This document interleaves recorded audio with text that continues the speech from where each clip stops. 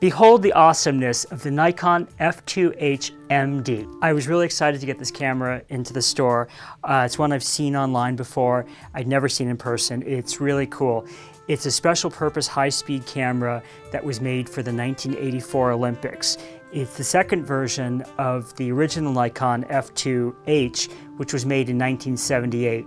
Didn't sell a ton, sold about 400. When the Olympics rolled around, they needed a high-speed camera. The F3 was already out, but they didn't have a high-speed version, so they dusted off the old design and renamed it. As far as I know, there's really no difference between the MD and the original F2H. What we have here is basically a titanium Nikon F2, but with a couple of really big differences. The biggest one is the mirror. This is not a standard SLR, it's a pellicle mirror camera.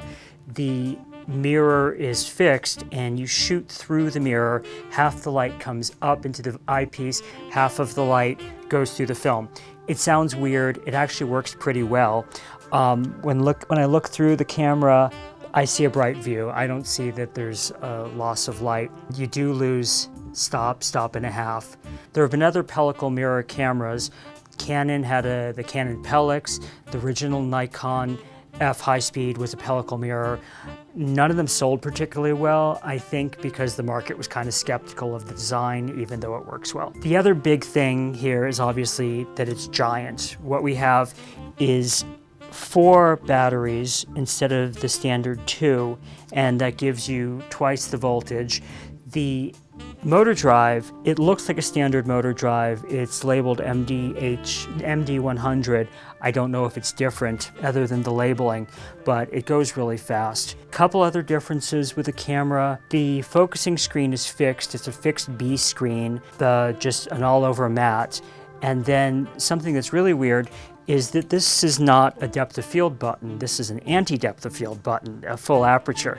The aperture is normally closed down and you push this to fully open it. I think the reason for that is just to simplify the mechanism.